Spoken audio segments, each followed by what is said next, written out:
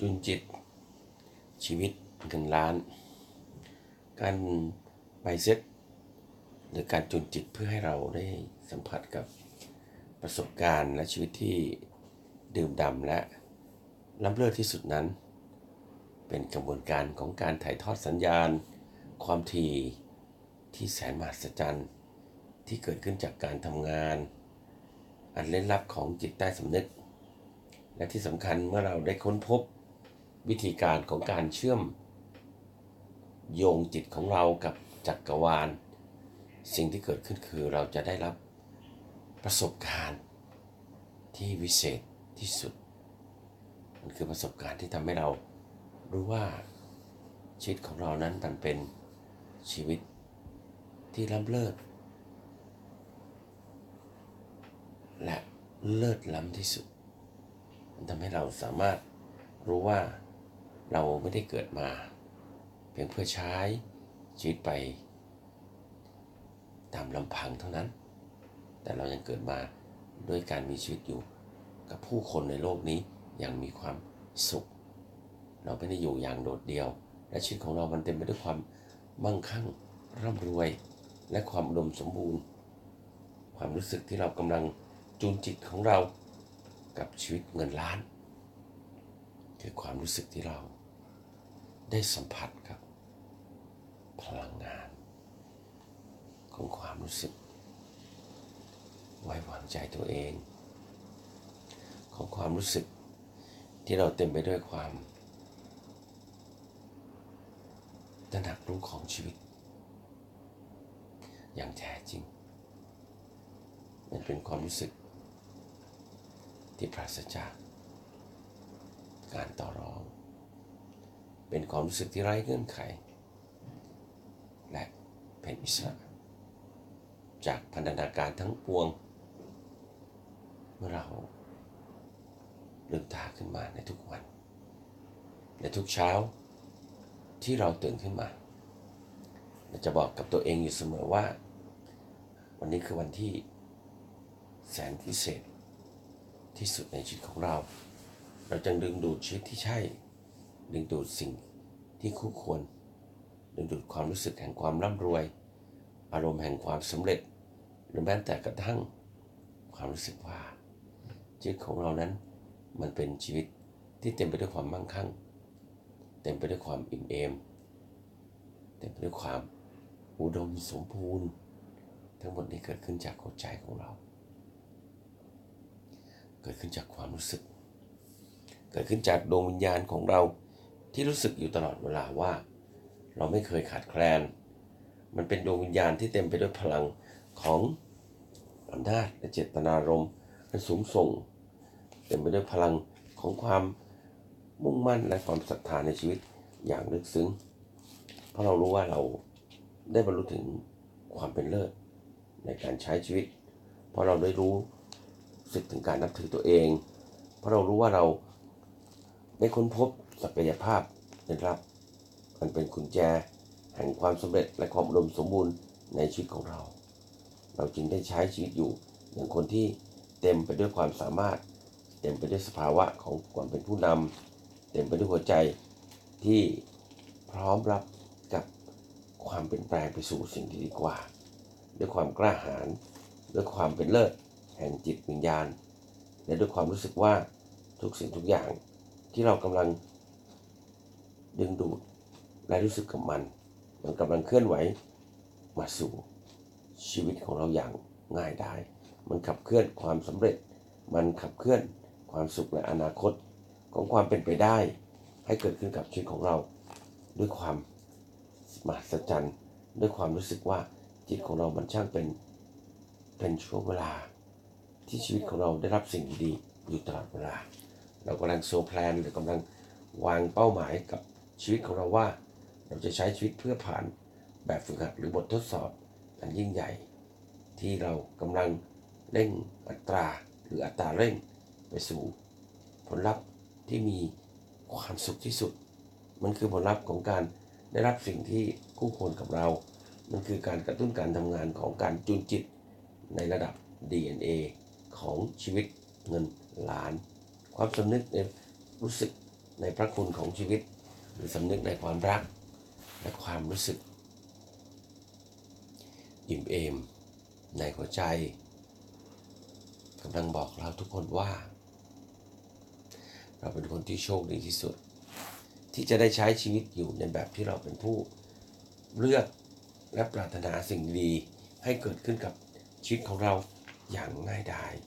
เป็นแค่เรารู้สึกว่าเราคู่ควรเราพร้อมที่จะเลือกสิ่งที่วิเศษที่สุดให้กับชีวิตของเราเลือกความสุขเลือกสิ่งที่เรารู้สึกว่ามันคือขุมทรัพย์อันล้ำค่าไม่ว่าเราจะทำสิ่งใดไม่ว่าเราจะรู้สึกกับสิ่งใดเราจะรู้สึกว่าสิ่งนั้นกำลังถูกดึงดูดเข้ามาสู่ชีวิตของเราไม่ว่าจะเป็นทรัพย์สินเงินทองหรือว่าวัตถุทั้งหมดนะวัตถุธาตุแก้วแหวนเงินทองหรือแม้แต่สมบัติพัสถานทั้งหมดที่เรารู้สึกว่ามัน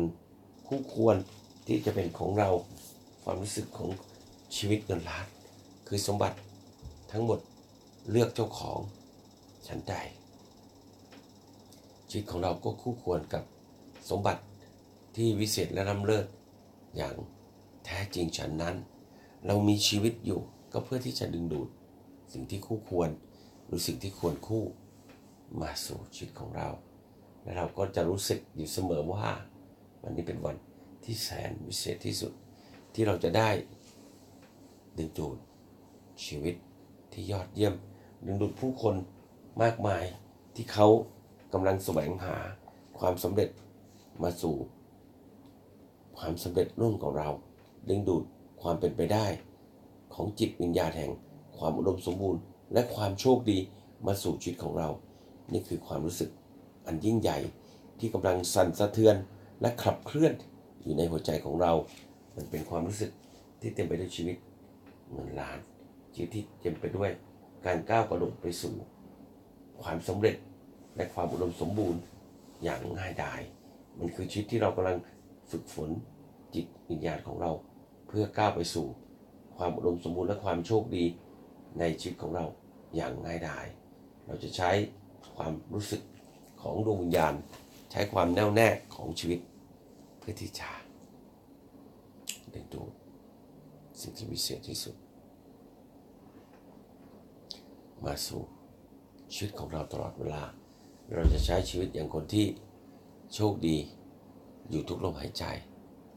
เรามีความสุขเรารู้ว่าชีวิตของเราเป็นชีวิตที่มีคุณค่าเรารู้ว่าวันนี้เป็นวันที่เราจะเลือกและลิขิตชีวิตของเราได้ตามที่เราปรารถนามันคือช่วงเวลาที่แสนพิเศษที่สุดที่เราจะได้ใช้ชีวิตอยู่บนโลกนี้อย่างมีความสุขในชีวิตเงินล้านหรือชีวิตแห่งความสำเร็จและชีวิตแห่งความอุดมสมบูรณ์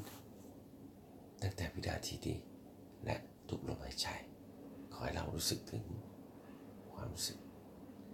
แห่งความสำเร็จที่ได้บรรลุถึงเป้าหมายอันยิ่งใหญ่ชีวิตที่ไม่มีวันพลาดเป้าหมายที่เราปรารถนาคือความสำเร็จคือความร่ำรวยคือความอุดมสมบูรณ์ที่เกิดขึ้น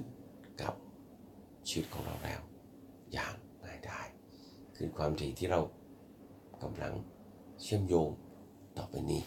จะเป็นคลื่นความถี่พิเศษที่ทำให้เราเห็นคุณค่าของชีวิตและคุณค่าของชีวิตนั้นไม่ได้อยู่ที่เพียงแค่วัตถุธาตุหรือเงินทองแต่มันอยู่ที่คุณค่าของหัวใจที่ยิ่งใหญ่ที่จะใช้ชีวิตอยู่ในโลกนี้อย่างคุ้มค่าและมีความหมายที่สุดโดยการที่จะเลือกใช้ชีวิตให้มีคุณค่ามากกว่าเงินตราแต่ใช้เงินในแบบของคนที่รู้คุณค่าของชีวิตรู้คุณค่าของความรักรู้คุณค่าของความดีรู้คุณค่าของความสว่างไสวของหัวใจที่บริสุทธิ์ในคุณค่าทั้งหมดนี้จะทำให้เราสามารถขับเคลื่อนความสำเร็จความอุดมสมบูรณ์ความร่ำรวยและความโชคดีมาสู่ชีวิตของเราได้อย่างง่ายดายขอเราได้เชื่อมกระแสจิตของเราจนจิต เหนือสำนึกของเรากับความอุดมสมบูรณ์กับชีวิตเงินล้านและเราจะรู้สึกถึงความสำเร็จของชีวิตของเราที่อยู่ใกล้แค่เพียงเอื้อมและเราจะเอื้อมไปถึงมันเพื่อบอกกับตัวเองว่าเราคู่ควรที่จะใช้ชีวิตอย่างอุดมสมบูรณ์และมีความสุขที่สุดเราคู่ควรที่จะบรรลุถึงเจตนารมณ์อันยิ่งใหญ่แห่งการมีชีวิตอยู่บนโลกนี้เราพร้อมแล้วที่จะแสดงศักยภาพอันได้รับของชีวิตให้เป็นที่ประจักษ์กับผู้คนมากมายบนโลกใบนี้เราจะใช้ชีวิตอย่างเป็นผู้เลือกที่จะลิขิตชีวิตของเราได้อย่างง่ายดายและด้วยความลึกซึ้งแห่งชีวิตเราจะฝ่าฟันผ่านโลกนี้และใช้ชีวิตอยู่บนโลกนี้ด้วยความรักและความจริงใจต่อเพื่อนมนุษย์เราจะใช้ชีวิตและจิตใต้สำนึกเพื่อดึงดูดความอุดมสมบูรณ์และความโชคดีมาสู่ชีวิตและได้โปรดให้เราบอกกับตัวเองอยู่เสมอว่าวันนี้เราอนุญาตให้ตัวเอง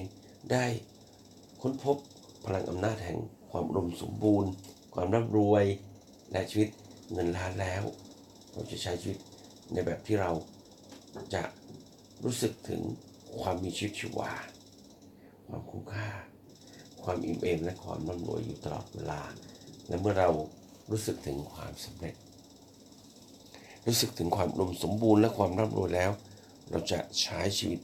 อย่างคนที่โชคดีที่สุดให้กับดวงวิญญาณของเราทุกๆวันโชคดีเพราะเรารักและศรัทธาในชีวิตโชคดีเพราะเราไว้วางใจชีวิตของเรานี่เองโชคดีเพราะเราศรัทธา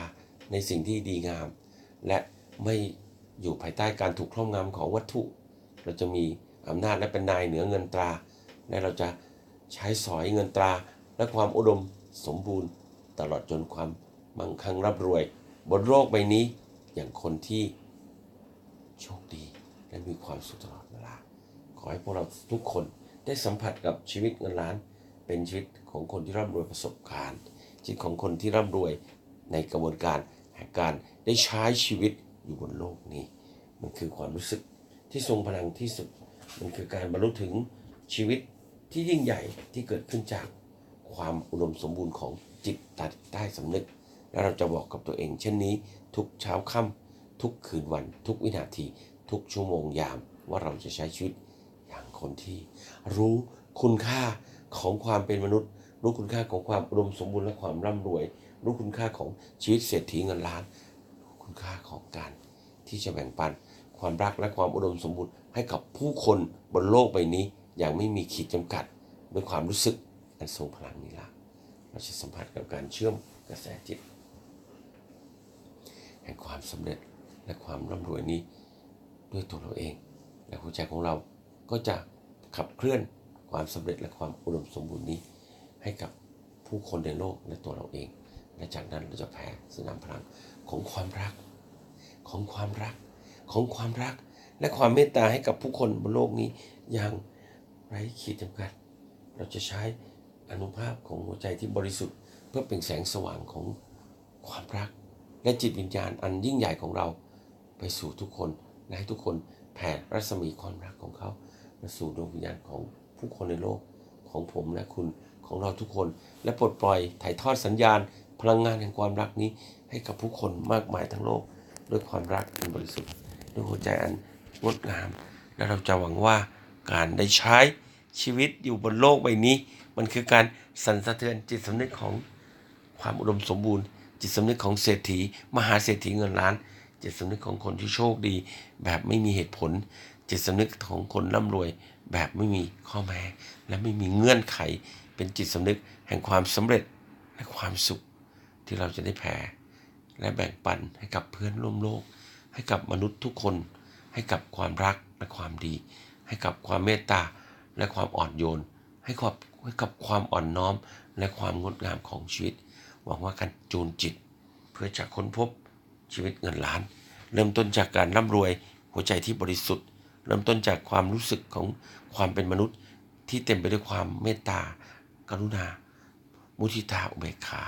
เราจะไม่เหยียดหยามและเบียดเบียนใครเราจะใช้ชีวิตอย่างคนที่มุ่งมั่นและมีเจตนารมณ์อันบริสุทธิ์เราจะศรัทธาและเราจะรักในชีวิตของเราเหมือนที่เรารักและศรัทธา ต่อผู้อื่นเช่นเดียวกันเราจะใช้ชีวิตอย่างเคารพและนับถือตัวเราเองอย่างสุดหัวใจแล้วเราก็จะใช้ชีวิตอย่างเคารพและนับถือคนอื่นด้วยหัวใจที่ยิ่งใหญ่เช่นเดียวกันขอให้เราได้รู้สึกถึงการจูนจิตชีวิตเงินล้านความรู้สึกที่เต็มไปด้วยโอกาสและความโชคดีที่เกิดขึ้นกับชีวิตของเราทุกๆวันความอุดมสมบูรณ์และความรักหัวใจที่บริสุทธิ์ที่เกิดขึ้นกับดวงวิญญาณของเราทุกๆลมหายใจขอให้เราได้เชื่อมโยงความสำเร็จความรักความร่ำรวยเศรษฐีเงินล้านและความสุขที่แท้จริงของชีวิตที่อยู่เหนือทุกสิ่งในโลกและน้อมรับที่อนุญาตให้ตัวเองน้อมรับที่จะอนุญาตให้ตัวเองน้อมรับที่จะอนุญาตให้ตัวเองพบกับความสำเร็จและความสุขของการฝึกจูนจิตชีวิตเงินล้านทุกๆวันทุกๆลมหายใจและสัมผัสกับคลื่นความถี่พิเศษนี้เพื่อจูนจิตเหนือสำนึกของเรากับจักรวาลเพื่อดึงดูดชีวิตเงินล้านความสำเร็จเงินล้านมาสู่จิตของเราเพื่อให้เราได้ค้นพบจิตวิญญาณที่ยิ่งใหญ่นี้ขอให้เราต้อนรับมันขอให้เราเปิดรับหัวใจของเรากับสิ่งที่เรากำลังเกิดขึ้นและขอให้เราชื่นชมชีวิตของเราว่าเราวิเศษที่สุดที่ได้รู้จักและค้นพบศักยภาพอันเล่นลับของตัวเองนั่นคือการเข้าถึงจิตวิญญาณอันสูงส่งและล้ำลึกของเราจากการโค้ดและกูลจูนจิตเหนือสำนึกของผมเราสามารถเชื่อมโยงกับผมได้เพื่อจะรับประสบการณ์และยอดเยี่ยมที่สุดในเร็วๆวันนี้ผมพร้อมแล้วครับที่จะถ่ายทอดประสบการณ์และความเป็นโค้ชตลอดจนครูทางจิตวิญญาณให้กับพวกเราทุกคนทั้งคนไทยและผู้คนทั่วโลกหวังว่าเราจะได้รับประสบการณ์ที่วิเศษที่สุดแสนมหัศจรรย์ที่สุดเช่นนี้ไปตลอดเวลาทุกลมหายใจและตลอด